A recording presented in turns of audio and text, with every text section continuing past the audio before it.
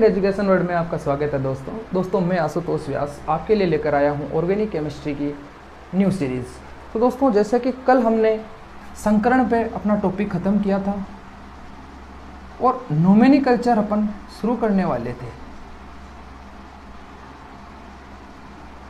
तो दोस्तों नोमेनिकल्चर शुरू करने से पहले हम कार्बनिक यौगिक है उनके वर्गीकरण के बारे में जानेंगे कि कार्बनिक यौगिक का वर्गीकरण क्या है। यानी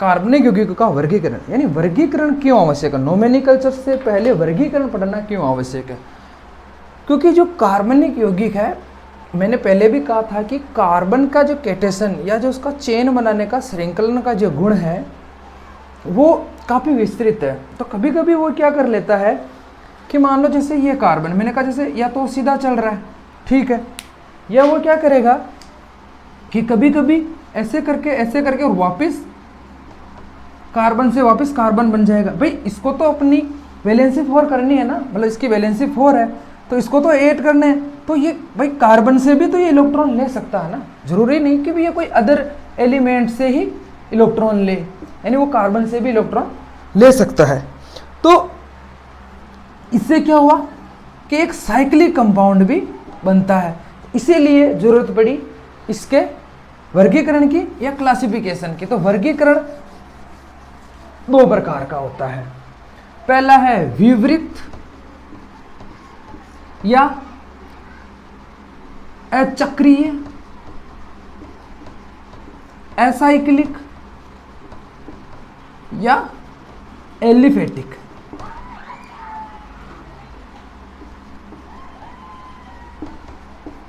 सबसे जो नाम चलता है वो चलता है एलिफेटिक, और दूसरा है अपना चक्रीय। अविवृत और चक्रीय में क्या अंतर है।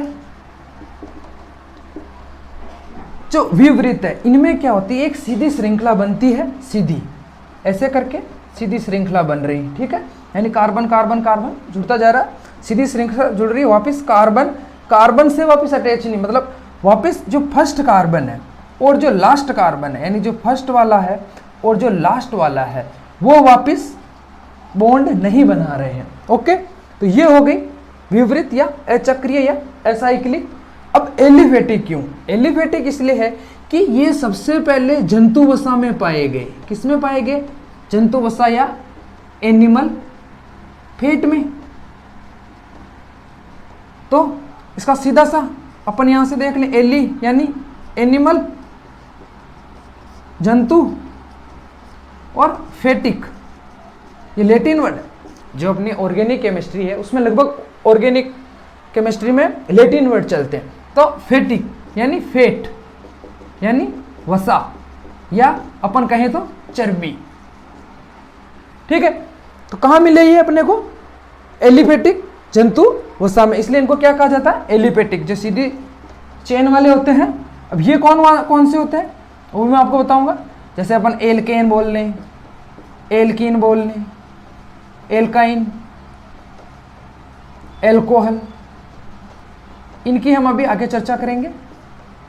अब आ जाओ चक्रीय में। अब चक्रीय क्या है कि चक्रीय वापिस 2 भागों में।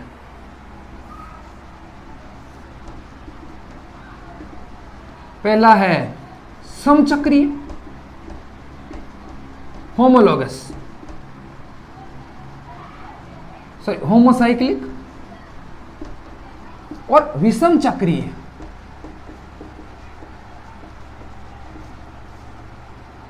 हेट्रोसाइक्लिक। ये पूरी एक अलग से केमिस्ट्री होती है, पूरी एक अलग से इसकी एक सेपरेट बुक चलती है, ये बहुत बड़ा होता है। चलो अब होमोसाइक्लिक क्या, होमोसाइक्लिक जिसमें केवल साइकिल में कार्बन परमाणु हो, ठीक है, साइकिल में। जैसे मान लो कि क्या है, केवल जैसे ये मान लो, अब यहां पे अदर लग रहा है तो वो नहीं गिना जाएगा। यहां यहां यहां, यानी जो ये 4 कार्बन की एक रिंग है, इसमें क्या है, इसमें सिर्फ और सिर्फ क्या है, कार्बन है। जबकि अब ये फिर से 2 प्रकार का हो गया।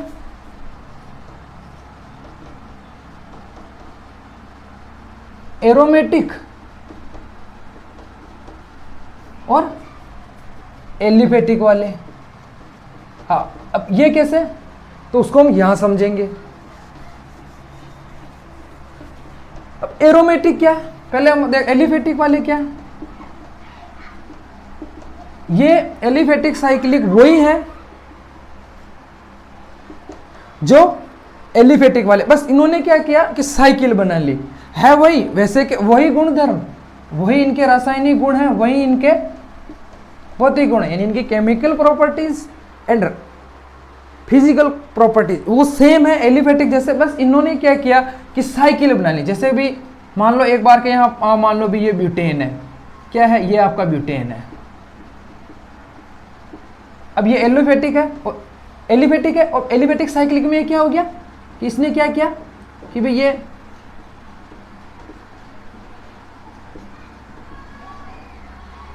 वापस क्या किया इसने, ये फर्स्ट वाला कार्बन मान लो, ये लास्ट वाला कार्बन मान लो, इसने क्या किया, इससे वापस बॉन्ड बना लिया बस। अब एरोमेटिक, अब ये अलग, एरोमेटिक क्या है, ये होते हैं, नाम से होता था एरो, यानी एक विशेष सुगंध वाले पदार्थ। क्या है, विशेष सुगंध वाले पदार्थ, और इनके गुणधर्म एलिफेटिक या अपने हेट्रोसाइक्लिक इनसे बिल्कुल अलग होते हैं। और इनमें क्या होता है, एक विशेष सुगंध होती है, विशेष सुगंध होती है, एरोमा होती है इनमें एक कंप्लीट अपनी अलग से। जैसे बेंजीन, आराम से इसको सूंघ कर पहचान सकते हैं कि भाई ये बेंजीन है, बेंजीन ऐसा होता है। देखो अब इसमें भी अलग अलग से कार्बन नहीं है, इसमें सारे कार्बन ही, अलग से कुछ नहीं जुड़ रहा। अगर यहां से ऐड होगा तो उसमें कोई टेंशन नहीं। जैसे एलेनिन है, ये अपना एलेनिन है, लेकिन ये जो अमोनिया का जो अणु है वो इस वाले कार्बन से जुड़ा है, न कि चेन में, यहां नहीं है वो यहां है। तो ये हो गए एरोमेटिक। अब चलते हैं हेट्रोसाइक्लिक पे। भाई हेट्रोसाइक्लिक क्या है, तो हेट्रोसाइक्लिक में क्या होता है, कार्बन कार्बन की चेन में एक अलग कंपाउंड या अलग एलिमेंट्स आ जाता है। चेन के अंदर अलग से एलिमेंट आएगा। जैसे मैं बात करूं येलो सा, ये अलग से, ये कार्बन है, ये कार्बन है, ये कार्बन है, ये कार्बन है, और ये बीच में ही ऑक्सीजन आ गया। अब ये इसको बोलेंगे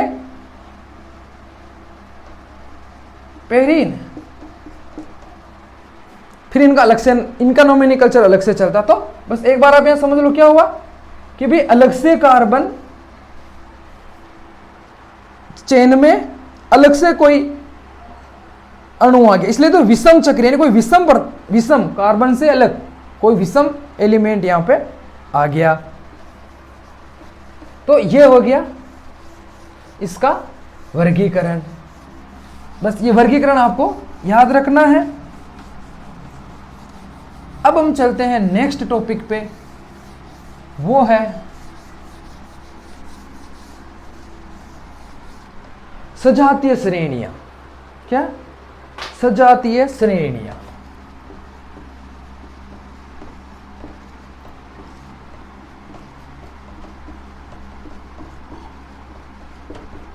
होमोलोगस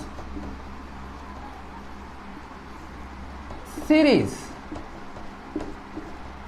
यानी कि सीधा सीधा ऐसा समझो कि इसमें क्या होता है कि कार्बन क्या कर रहा है, चेन बना रहा है, ठीक है। अब वो एक ऐसी चेन बनाएगा जिनके रासायनिक और भौतिक गुण, chemical and physical properties are same, समान होगी, और CH2 यानी 14 अणुभार का अंतर होगा, और एक सीरीज बनती जाएगी, यानी एक एलिमेंट आया, दूसरा आया, तीसरा आया, तो वो क्या कहलाएगी, एक श्रेणी कहलाएगी। सजातीय श्रेणी इसलिए कहलाएगी, जैसे एल्केन है तो एल्केन का पहला, एल्केन का दूसरा, तीसरा, चौथा, पांचवा कंपाउंड बनता जाएगा। एल्कीन का ऐसे ही 1 2 3 बनता जाएगा, और इनका एक विशेष फॉर्मूला होगा CnH2n+2। एल्कीन का CnH2n, और एल्काइन इनका होगा, इनके जैसे 1 2 3 कंपाउंड बनते जाएंगे, उनके नाम होते जाएंगे, मैं वो आपको नोमेनक्लेचर में बताऊंगा, CnH2n-2, यानी एक सीरीज बनती जाएगी, यानी आगे से आगे कंपाउंड बनता जाएगा, और उनके रासायनिक और भौतिक गुण, भौतिक गुण कभी थोड़े से अलग हो सकते हैं, रासायनिक गुण जैसे मैं बताऊंगा आपको वो सेम होते जाएंगे। जैसे एल्कोहल है, एल्कोहल में भी ऐसे ही होता जाएगा कि आगे से आगे सीरीज बनती चली जाएगी, उसमें कोई वो वाली बात नहीं है। तो ऐसे करके सजातीय श्रेणियां चलेगी। अब ये सभी में ही चलेगी, चाहे वो मेन वो एलिफेटिक में चलती, जो एलिफेटिक कंपाउंड होते हैं उनमें सजातीय श्रेणियां ज़्यादा चलती है। आपको एग्जाम में नहीं पूछते, आपको याद रहना चाहिए कि सजातीय श्रेणियां क्या है। तो अब ये हो गए अपने सारे टॉपिक कंप्लीट। अब हम चलेंगे नोमेनक्लेचर पे।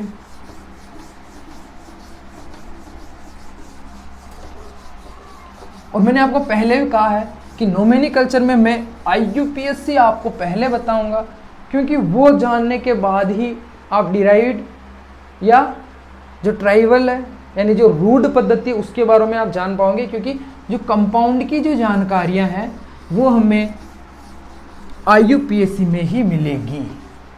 तो हम चलते हैं सीधा नोमेनक्लेचर पे। किस पे चलते हैं हम? नोमेनक्लेचर में, या नामकरण। ठीक है, नामकरण की 3 पद्धतियां होती है। पहली होती है रूढ़ पद्धति, दूसरी होती है व्युत्पन्न पद्धति, तीसरी होती है IUPAC या जेनेवा पद्धति।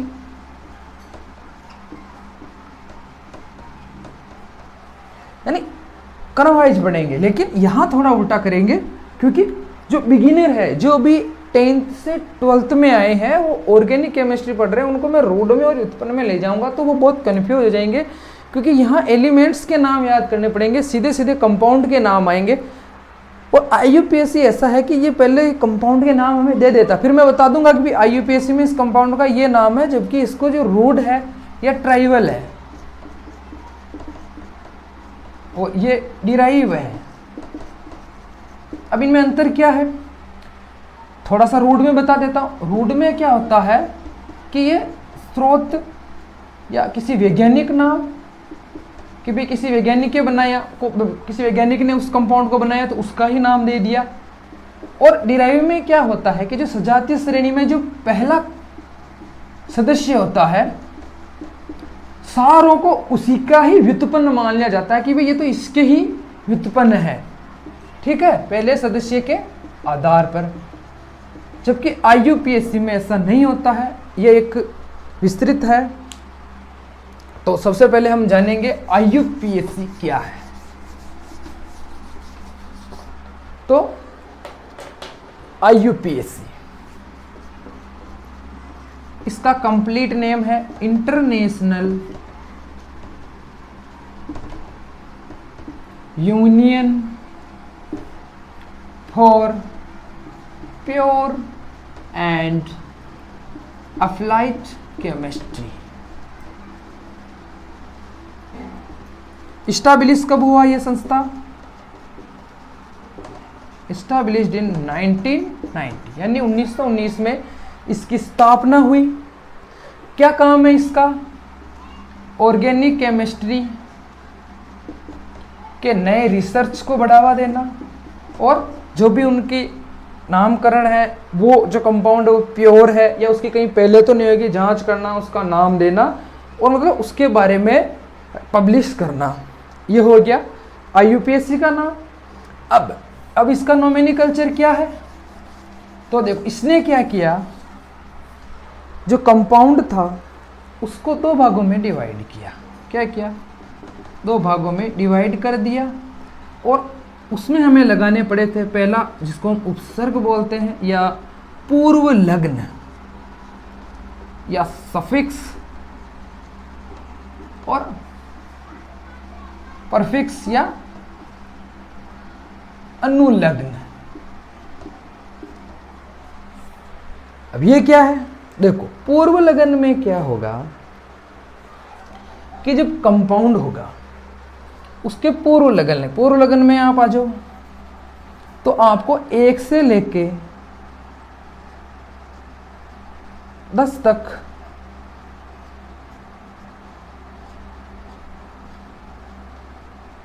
क्या करने होंगे? आपको नेम याद करने पड़ेंगे कुछ कंपाउंड्स के, कि भाई वो क्या है और वो कैसे चलते हैं, कैसे हमें उनका नाम याद करना पड़ेगा। क्योंकि जो सफिक्स है यानी पूर्व लग्न है, या मैं ये कह दूं कि यहाँ पे पहले मैं आपको अनुलग्न के बारे में बताऊंगा। ये 10। अब अनुलग्न में क्या है कि इसके भी 2 डिवाइडेशन, पूर्व यानी प्राथमिक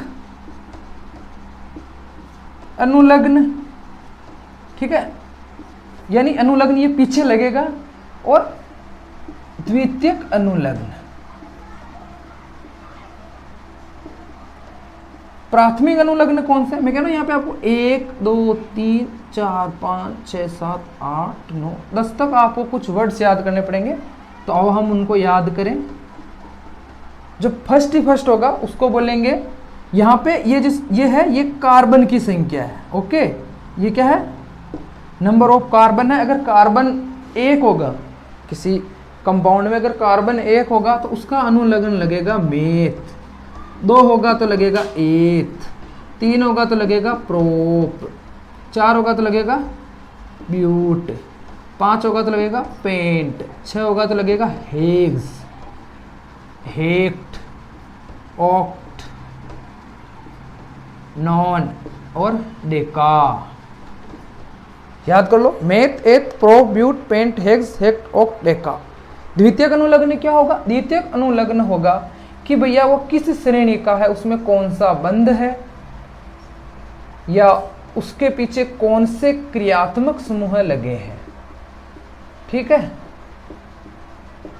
ये भी मैं बताऊंगा, यहां पे बताऊंगा आपको अभी कौन से क्रियात्मक समूह लगे। तो ऐसे करके द्वितीयक अनुलग्न में अगर वो एल्केन है तो एन लगेगा, एल्कीन है तो इन लगेगा, और एल्काइन है तो वो आइन लगेगा। क्या लगेगा? आइन। जैसे मान लो मेथ है, अगर वो जैसे अगर मान लो कोई अपने एल्केन की बात कर रहे हैं, वो एल्केन का कंपाउंड अपन ने लिख दिया और उसमें कार्बन का नंबर सिर्फ 1 है, तो हम उसको बोल देंगे मेथेन। क्या बोल देंगे उसको? मेथेन। ठीक है, अभी इसमें बहुत सारी चलेगी, एक बार के लिए इतना सा याद रखो। ठीक है, चलो भैया मेथेन अपन ने याद रख लिया। अब जो मैं आपको कह रहा था, ये पूर्व लग्न में क्या होगा कि यहां पर भी क्रियात्मक समूह आएंगे। क्या आएंगे? तो उन क्रियात्मक समूह को कार्बन की चेन में जिस प्रकार, जिस स्थिति पोजीशन में वो जुड़े हैं, उस आधार पे उनका नाम रखते हैं। तो अगर यहाँ पे मान लो क्लोरीन है तो क्लोरो, फ्लोरीन है तो फ्लोरो, ब्रोमीन है तो ब्रोमो, आयोडीन है तो आयोडो, एल्कोहल ग्रुप है तो हाइड्रोक्सी। और उसके बाद आता है, अगर ये हो गया नाइट्रो, ये हो गया साइनो, साइनो, ठीक है। और उसके बाद क्या होता है कि जो अपना जो एल्केन है, क्या है, यहां बताना चाहूंगा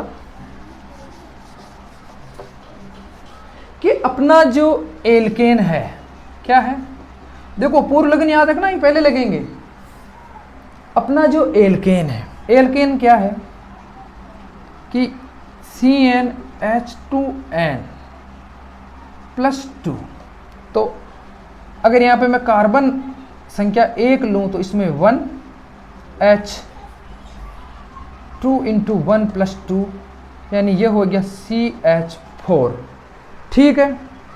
तो मैंने कहा कि ये क्या है, एल्केन है, तो हम क्या बोलेंगे इसको, क्या लगेगा इसका, मेथेन।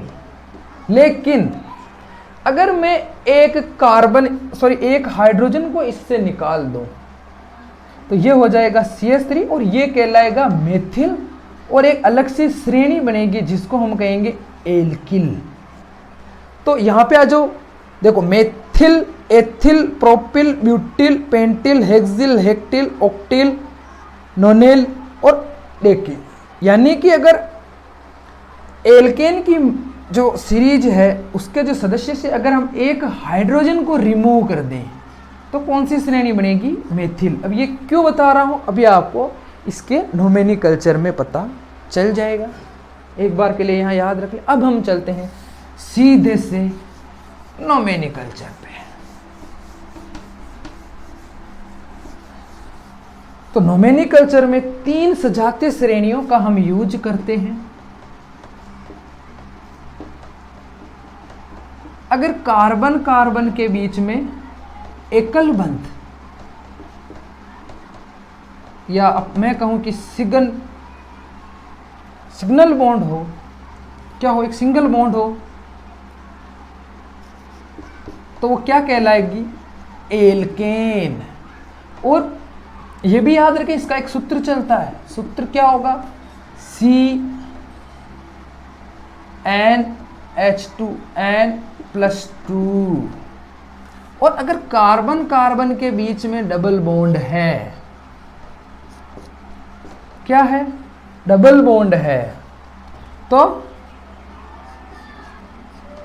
क्या है, डबल बॉन्ड यानी द्विबंध, तो उसको हम कहेंगे एल्कीन। क्या कहेंगे, एल्कीन। और इसका फॉर्मूला क्या होगा, CnH2n। और अगर कार्बन कार्बन के बीच में ट्रिपल बॉन्ड है, क्या है, ट्रिपल बॉन्ड है, तो हम उसको बोलेंगे एल्काइन। और उसका फॉर्मूला होगा CnH2n -2। और इसका जो अनुलग्न होगा कौन सा, प्राथमिक वाला, द्वितीयक वाला, क्या लगेगा, इन आइन। और पूर्व प्राथमिक अनुलग्न कौन से हैं, यहाँ पे एक बार लिख दूंगा मैं, इनको मिटाऊंगा नहीं ताकि हम सही रहे, meth, eth, prop, but, pent, hex, hept, oct, non और डेका। यानी 1 2 3 4 5 6 7 8 9 10, यानी ये कार्बन की संख्या है, ध्यान रखें, कार्बन नंबर है, ठीक है। इनको एक बार अच्छे से देख लो कि भाई ये एल्केन होगा तो क्या बोलेंगे, कौन से एल्केन होंगे, जिनके बीच में क्या है, सिंगल बॉन्ड है, डबल बॉन्ड है तो क्या बोलेंगे, एल्कीन, और ट्रिपल बॉन्ड है तो क्या बोलेंगे, एल्काइन। अब हम चलेंगे एल्केन के नोमेनिकल्चर में। किस में चलेंगे, एल्केन के नोमेनिकल्चर में। उससे पहले हम क्या करेंगे,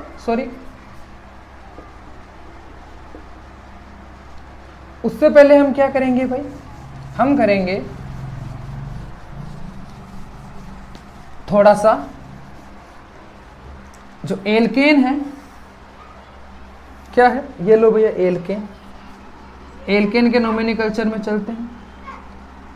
अब आपको पता चल ही गया होगा कि 4 होगा तो क्या बोलेंगे, 5 होगा तो क्या बोलेंगे, ये प्राथमिक अनुलग्न है, और इसका जो द्वितीयक अनुलग्न वो क्या है, एन। ठीक है, मैं एक बार के लिए आप सिर्फ एल्केन के बता रहा हूं। और जो पूर्व लग्न है क्रियात्मक समूह वाले,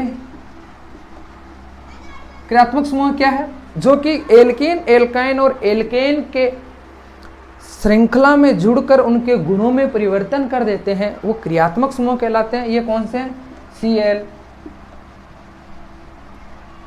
फ्लोरीन, ब्रोमीन, और बोल सकते हैं अपन आयोडीन। तो इनको कैसे बोलेंगे, क्लोरो। ठीक है, ये यहां याद है, क्लोराइड अपन बोल रहे, लेकिन यहां क्लोरो बोलेंगे, fluoro, bromo, iodo, nitro, cyano, CH3 है तो मेथिल, C2H5 है तो एथिल। ठीक है सर, अब चलते हैं हम नोमेनक्लेचर। तो मान लो कि, तो सबसे पहले मान लो हमें यहां पर एक कंपाउंड दिया है। ठीक है, मैं यहाँ एक कंपाउंड लिख देता हूँ काफ़ी बड़ा सा, और इस एक ही कंपाउंड से मैं आपको पूरा नोमेनक्लेचर बताऊंगा।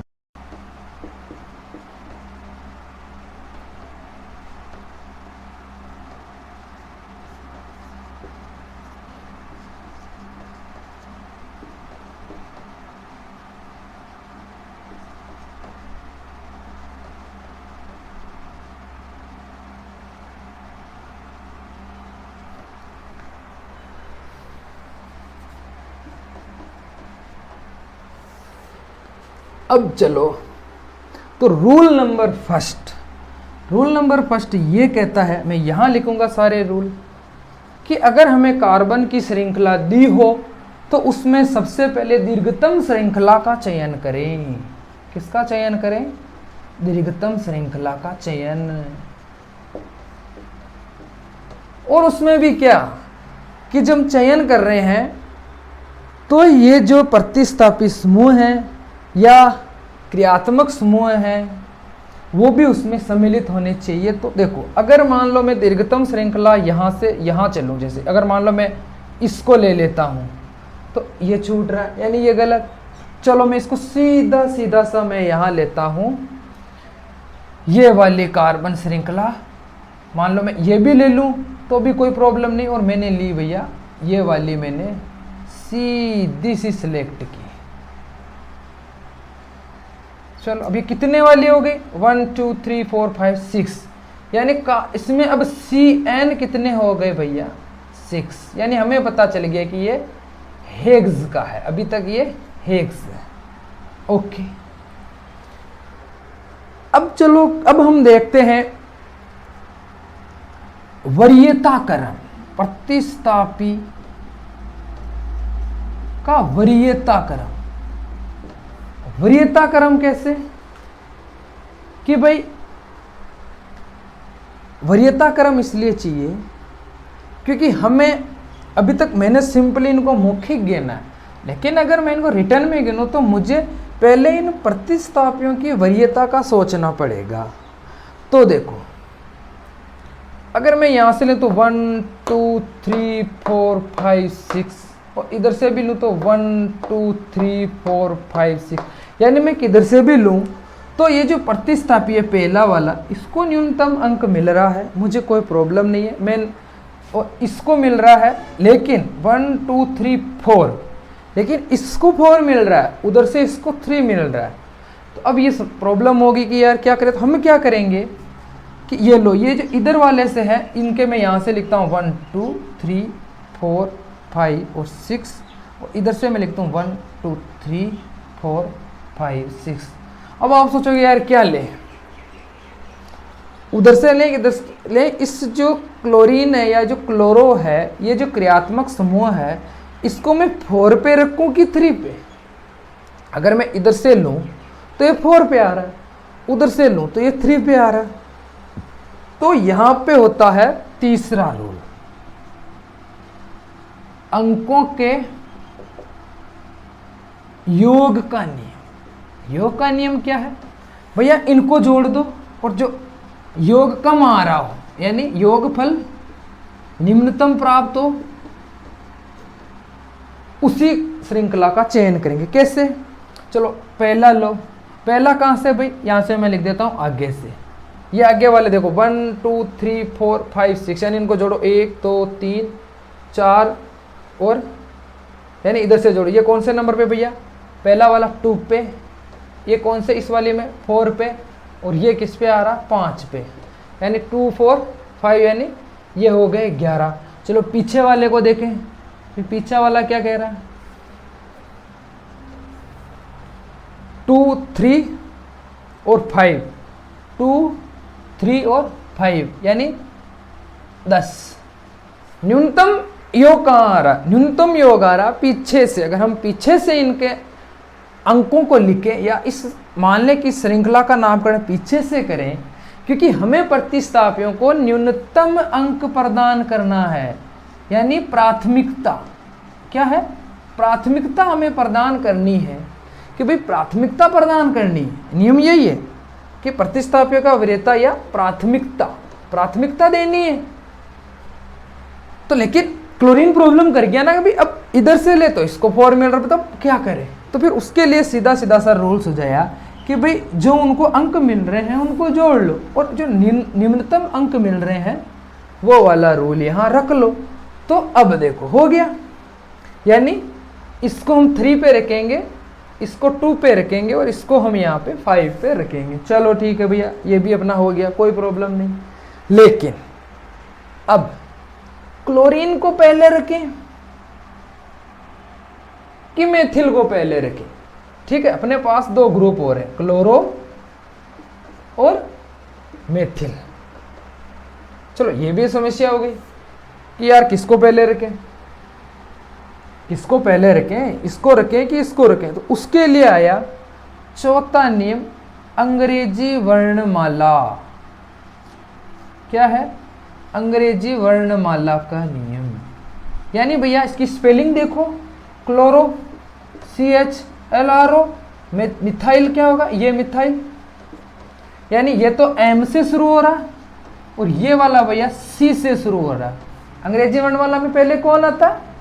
ABC, और 13वें नंबर पे आता है M, और तीसरे नंबर पे आता है क्लोरीन, यानी पहले कौन आ रहा है? क्लोरो आ रहा है। चलो ठीक है सर, ये भी हो गया कि भाई यहाँ पे क्लोरो, पूर्व लगन में क्लोरो पहले लिखेंगे, बाद में मेथिल लिखेंगे। लेकिन अब यह मेथिल 2 है, मिथाइल ग्रुप यहाँ पे 2 है, तो पहले किसको रखें? उसके लिए भी आया कि अगर कोई ग्रुप 2 बार आ रहा है तो डाई, 1 बार आ रहा तो मोनो, तो उसको लिखने की कोई जरूरत नहीं।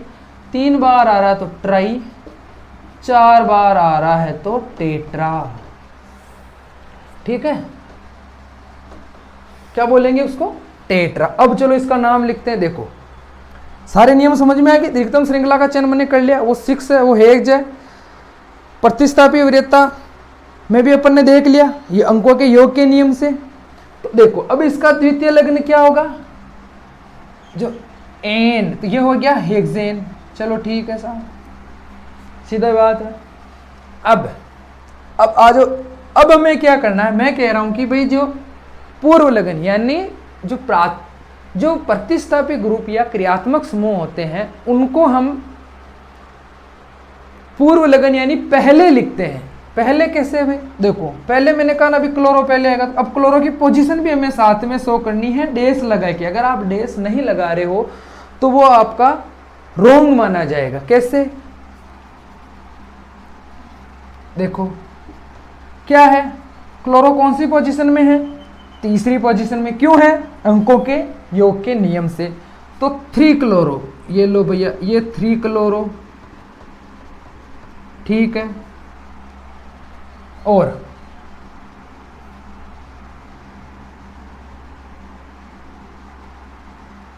2,5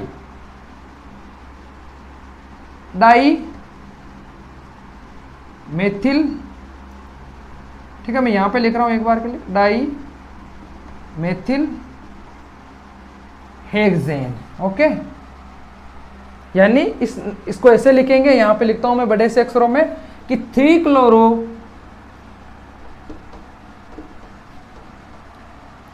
2,5 डाई।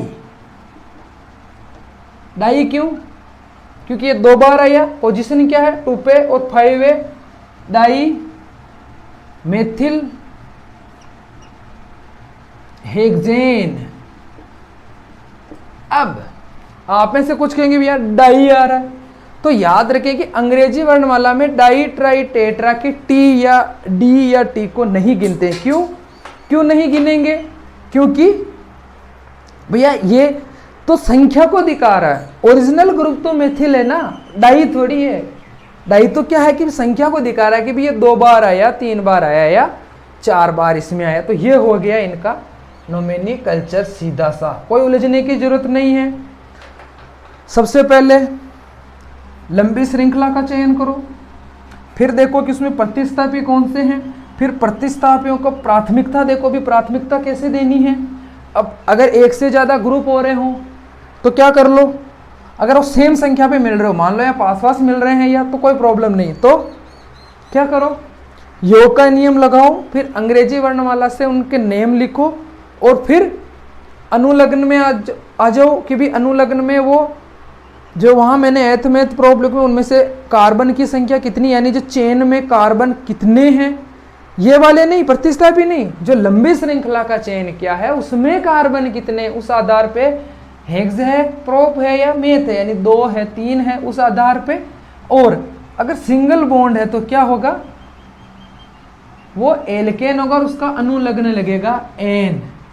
ठीक है, हम एक और यहाँ पे एग्जाम्पल को सोल्व करेंगे।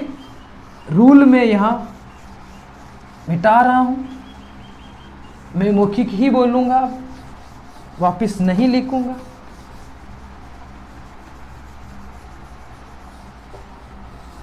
चलो लिखते हैं एक और, ये सिर्फ मैं एल्केन का नोमेनक्लेचर बता रहा हूँ। CH3 CH2 CH2 CH2 CH3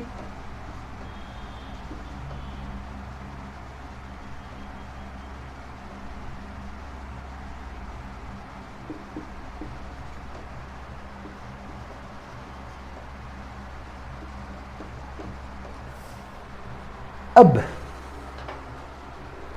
ये कोई कंपाउंड है, ये लिखने का तरीका है, इनको लिखने के 3 तरीके होते हैं। वो पहले आप एल्कीन एल्काइन एल्केन क्या होते हैं वो समझो, उसके बाद बताऊंगा मैं कि इनको ऐसे क्यों लिखते हैं और कैसे हम इनको लिख सकते हैं। अभी हम इनको क्या कर रहे हैं, खुली श्रृंखला लिख रहे हैं। ये कौन सा है इनकी संरचना, ये खुली श्रृंखलन है। ठीक है, चलो हम पहले नोमेनक्लेचर पर चलते हैं। अब देखो लंबी श्रृंखला का चयन करना है, चलो भैया इसको चयन करो। अगर स्टूडेंट्स क्या करेंगे कि सीधा सीधा इसको लंबी श्रृंखला लेंगे, क्या करेंगे, इसको वो लंबी श्रृंखला लेंगे 1 2 3 4 5 6। लेकिन लंबी श्रृंखला ये भी हो सकती है, ये क्यों होएगी, क्योंकि प्रतिस्थापी है वो जितना कम कार्बन ग्रुप वाला होगा उतना ज़्यादा उसको मान्य होगा। कि मैं इसको लेके और यहाँ पे इसको एथिल, क्यों, क्योंकि इसमें कार्बन कितने हैं 2, अगर मैं इसको एथिल प्रतिस्थापी रखूं तो वो गलत है, क्योंकि पहले अगर यहाँ छोटा अवेलेबल है तो उसको लेंगे तो क्या हुआ, तो लंबी श्रृंखला होगी ये वाली, न कि ये होगी। और कार्बन लिख दो 1 2, नहीं गिन के रखो क्योंकि हम अपने हिसाब से नहीं लिख सकते ना, तो 1 2 3 4 5 6 7, तो ये कितने कार्बन वाला हो गया 7 वाला। और ये क्या है, ये एल्केन है, 7 पे क्या होता है हेप्ट, तो हम एक बार के लिए यहाँ लिख देंगे हेप्टेन। क्या लिख देंगे यहाँ पे हम, सीधा सीधा हेप्टेन, बिना कुछ सोचे और समझे।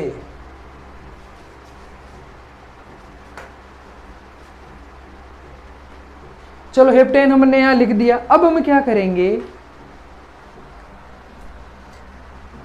इनको वरीयता देंगे या प्राथमिक देंगे। तो देखो 1 2 3, इधर से देखो 1 2, ये 2 पे आ रहा है, ये 3 पे आ रहा है, लेकिन 2 पे पहले भाई यहां चलते ही 2 पे मिल गया, तो हम इधर से लिखेंगे 1 2 3 4 5 6 7। अब इधर से अगर मैं करूं 1 2, तो ये 3 पे आ रहा, फिर ये जाके 1 2 3 4 5 पे आ रहा, तो बहुत। लेकिन अगर मैं शुरू में यहाँ मिल गया मुझे 1 2 और ये 3 पे मिल गया, कोई प्रॉब्लम ही नहीं ना, सीधा से भाई 2 पे मिल गया, ये 3 पे मिल रहा है, वो तो 5 पे मिल रहा है। अगर वहां से लूंगा तो ये 3 पे मिलेगा। यानी अगर पहली बार में मैं अगर इनके अंक लिखूं और मुझे पहला ही प्रतिस्थापी अधिक दूरी पे मिल रहा है, जबकि मैं इधर से कर रहा हूं और वो मुझे जो पहला प्रतिस्थापी है वो मुझे कम दूरी या कम संख्या पे ही मिल रहा है, तो सीधा सा ये अपन ले लेंगे। और दूसरे प्रतिस्थापी को भी 3 ही मिल रहा है, यानी वो भी पास में ही मिल रहा है, और वहां से वो खुद 3 पे है। तो ये वाले नोमेनिक जो अंक है, अंक हम यहाँ से निर्धारण करेंगे। ठीक है, चलो तो दूसरा, तो अब यहाँ पे कोई प्रॉब्लम नहीं है। अब आ गया कि भाई पहले ब्रोमीन को लिखेंगे, ब्रोमो को लिखेंगे कि मेथिल को, तो सीधा सा बात है, ये बी है, ये एम है, तो पहले ब्रोमो आएगा। ब्रोमो कितने नंबर पे है, 2 नंबर पे, तो यहाँ पे हम लिखेंगे 2 ब्रोमो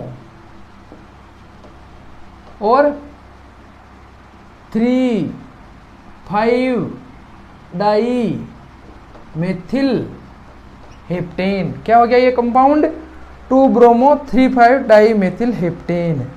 अब क्या होता है कि जो ब्रोमीन है, सॉरी जो एल्केन में कभी कभी क्या होते हैं कि कुछ ग्रुप ऐसे आते हैं जिनको हमें सदैव ही अनुलग्न या पीछे वाले लग्न के रूप में लिखना पड़ता है। एक बार ये आराम से आप एल्कीन को देख लो। अब हम उनकी बात करेंगे, क्यों लिखना पड़ता है उनको, क्योंकि उनकी जो सांद्रता है, उनकी जो सांद्रता है वो एल्केन के जो कार्बन परमाणु होते हैं उनसे ज़्यादा होती है, इसीलिए उनको सदैव क्या किया जाता है, अनुलग्न के रूप में लिखा जाता है। कौन कौन से ग्रुप है भैया वो, आ जाओ। पहले है क्या, एल्कोहल, क्या है, एल्कोहल। ठीक है, और इनका द्वितीय पूर्व लग्न क्या होगा, ठीक है, यहां द्वितीय पूर्व लग्न ही काम आएगा, ओल। ठीक है, सेकेंड आ जाओ, या इनका होगा ओइक। ठीक है, वैसे अगर हम जहां पे हम एल्कोहल पढ़ेंगे और कार्बोक्सिलिक एसिड पढ़ेंगे वहां पे इनके नोमेनिकल्चर को थोड़ा विस्तृत पढ़ेंगे। यहाँ पे मैं इसलिए बता रहा हूँ कि क्योंकि एग्जाम में इनसे अभी जो 12th वाले जो 11th वाले स्टूडेंट हैं उनके लिए यहाँ से नोमेनिकल्चर में सीधा सा क्वेश्चन आएगा, तो वो कुछ गलतियाँ कर बैठेंगे, इसीलिए मैं बता रहा हूँ। बाकी नहीं पूछते। बाकी जो अगर नाइट्रो है, साइनो है, तो इनको तो पूर्व लग्न के रूप में ही लिखते हैं, लेकिन एल्कोहल और इनको नहीं लिखते। क्यों नहीं लिखते, उसका भी रीजन है, क्योंकि इनकी जो सांद्रता है वो इससे ज़्यादा होती है। अब कैसे लिखे देखो, अगर यहाँ पे मैं लिखूँ CH3 CH2OH, ये फर्स्ट ही नंबर पे है। इसको नंबर देने अगर लिख के नंबर लिखो तो लिख दो 1 और 2, तो अगर तो ये हो गया 2 प्रोपेनोल। क्यों, क्योंकि ये ओल आ गया, एन और ओल बन गया नोल। ठीक है, तो क्या हो गया ये 2 प्रोपेनोल, सॉरी प्रोपेनोल। क्यों, क्योंकि भी ये एक पे ही है और इसको यहां दर्शाने की जरूरत नहीं है। लेकिन अब आ जाओ आप यहां,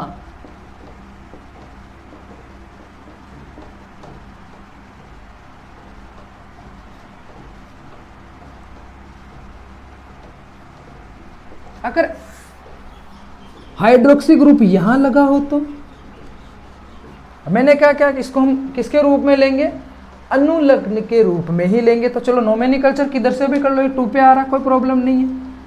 ठीक है, 3 से हमें पता चल गया कि ये प्रोप है, ओके। और इस ओल से हमें पता चल रहा है कि ये क्या है, एक एल्कोहल है।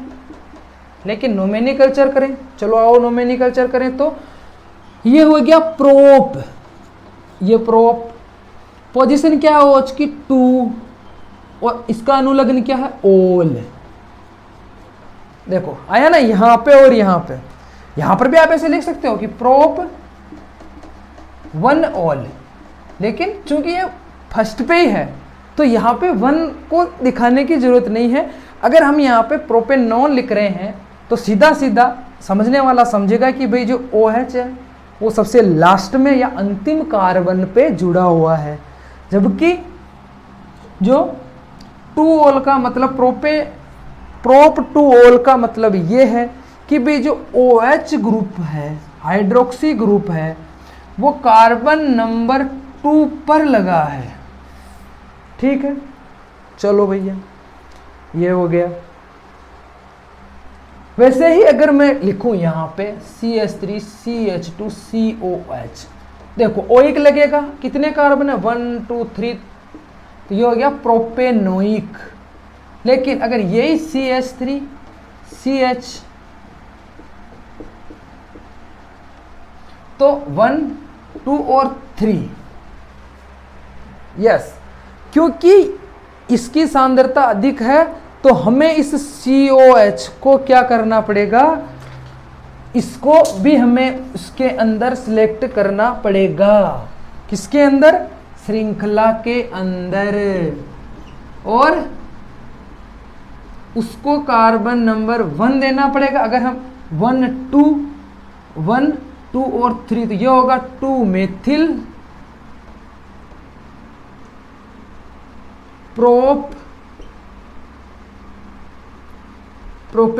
टू मेथिल प्रोपेनोइक अम्ल, या प्रोपेनोइक ही बोल दे, प्रोपेनोइक अम्ल भी बोल सकते हैं।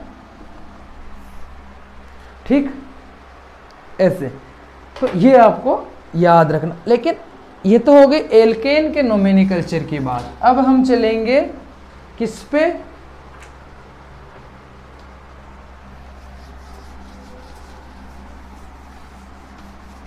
एल्कीन के। नियम वही सेम है, और जो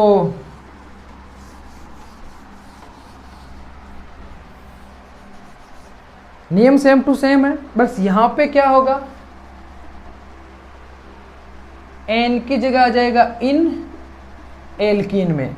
ठीक है, और जो सबसे बड़ा रूल है वो ये है कि भैया जो कार्बन की जो दीर्घतम श्रृंखला है, लॉन्गेस्ट चेन है, मान लो ये है,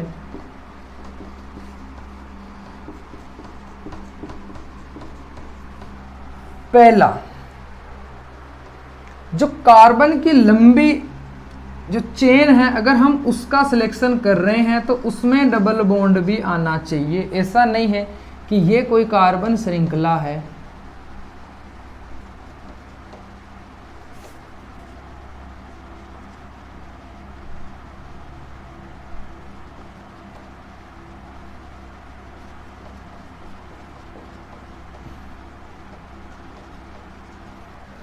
ठीक है, और मैंने क्या किया कि दीर्घतम चाहिए 1 2 4 5 6, मैंने इसका सिलेक्शन नहीं, ये गलत है।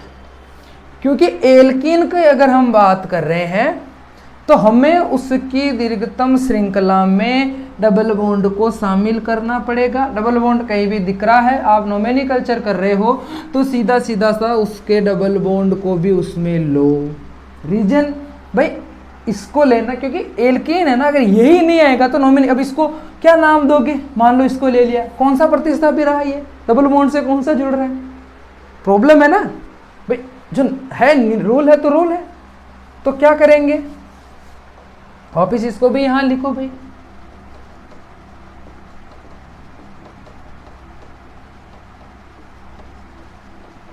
ये लो। तो जो दीर्घतम कार्बन श्रृंखला है वो ये होगी।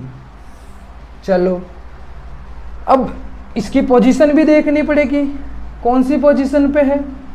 अब तो जिधर हो उसको न्यूनतम अंक प्रदान करना, तो 1 2 और याद रखें ये 1 2 3, तो ये इससे जुड़ रहा है न कि इससे। तो यहाँ पे ये बीच में है 2 पे है और इसमें 4 है, तो देखो 4 का मतलब ब्यूट, पोजीशन क्या है 2 इन, यानी ये ब्यूटीन। लेकिन सही से अगर हम इसको सही नाम लिखेंगे तो ब्यूट 2 इन होगा। क्यों होगा कि भैया हमें जो पोजीशन है डबल बॉन्ड की वो भी दिखानी पड़ेगी कि भाई जो चेन है उसमें डबल बॉन्ड कहाँ है, क्योंकि आपको IUPAC नेम दे देंगे, उससे आपको इनकी स्ट्रक्चर भी तो बनानी पड़ेगी। तो उस लिहाज से आपको ये याद रखना है कि भाई जो ब्यूट 2 इन है वो ब्यूटीन तो लिख दे, कोई प्रॉब्लम नहीं है, ब्यूटीन है, कोई मना नहीं करा, लेकिन स्ट्रक्चर में हमें डबल बॉन्ड भी दिखाना पड़ेगा कि भाई वो कहाँ पे है।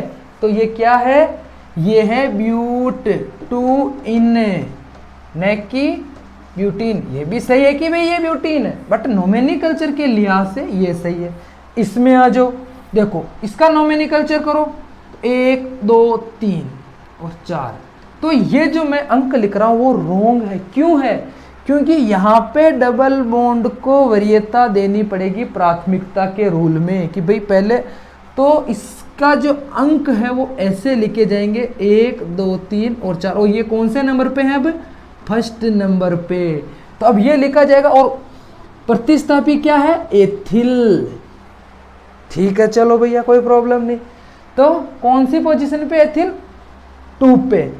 अब यहां पर भी अगर एथिल होता, मान लो यहां पर भी एथिल होता, तो एथिल इधर से 2 नंबर पे आ रहा ना, या मान लो यहां और कुछ लॉन्गेस्ट चेन होती और प्राथमिकता अगर एथिल को मिल रही होती, तो वो नहीं करते, प्राथमिकता सदैव एल्कीन में, या यहाँ पे दोनों के रूल सेम है एल्काइन के भी, बस वो थोड़ा मैं बता दूंगा अभी।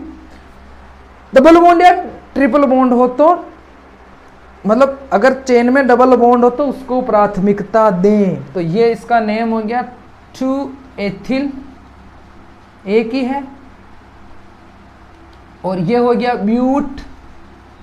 अगर मैं इसको 1 इन लिखूं तो भी प्रॉब्लम नहीं है, ब्यूटीन लिखूं तो भी प्रॉब्लम नहीं। अगर 1 वाले को दिखाना जरूरी नहीं, लेकिन ये लो साहब, हम एक ही लिखेंगे, ब्यूट 1 इन।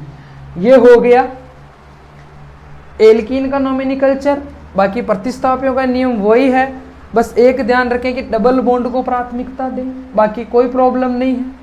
चलो एल्काइन पे चलते हैं। रूल क्या चेंज होगा, एक ही होगा।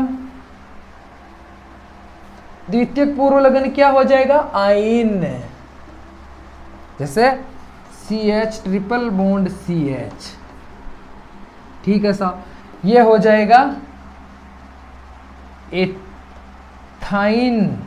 क्यों, एथ और आइन, क्या हो गया, एथाइन। एथाइन हो गया ये, लेकिन ये तो सिंपल है, पहले कंपाउंड में कुछ प्रॉब्लम नहीं आ रही। चलो लंबा सा श्रृंखला लिखते हैं।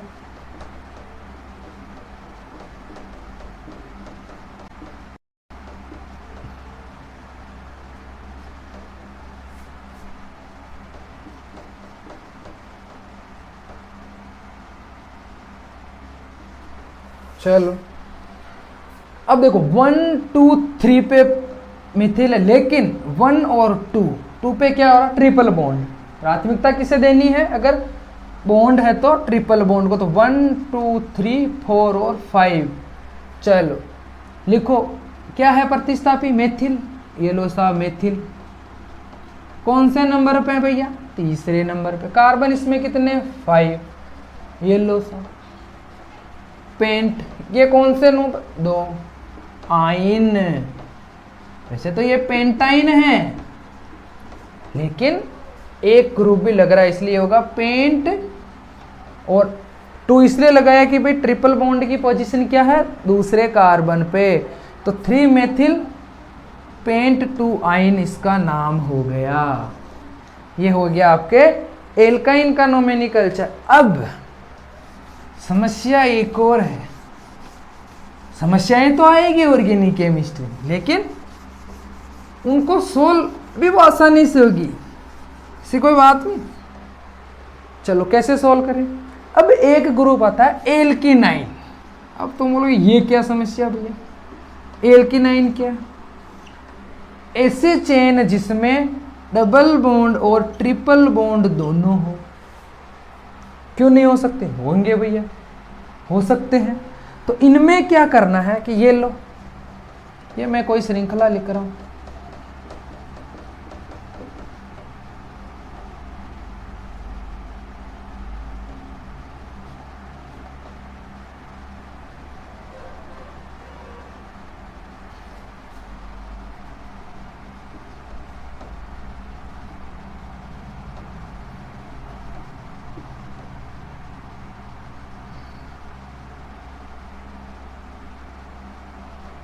लो 1 2, हाँ ठीक है। ये कोई श्रृंखला है एल्कीनाइन की। कितने कार्बन है? 1 2 3 4 5 6, यानी हेक्स। लेकिन इसमें भैया डबल बॉन्ड भी है और इसमें ट्रिपल बॉन्ड भी है और डबल बॉन्ड। अब वरीयता किसे देंगे? इधर से गिनो 1 2 1 2। तो याद रखें इसमें भी जो वरीयता है वो डबल बॉन्ड को ही दी जाएगी, क्योंकि भाई हमारी रूल है ना, छोटे को आगे रखो। जब हमारे प्रे होती स्कूल में तो क्या करते हैं, जिनकी हाइट कम है उनको आगे रखो, या अगर परिवार में छोटा बच्चा है तो पहले इसको दो। यहाँ पे ये याद रखें कि भाई ये छोटा है, डबल बॉन्ड ट्रिपल से तो छोटा है, तो छोटे बच्चे को पहले दो। ठीक है सर, तो हम यहाँ से इसका अंक लग देंगे।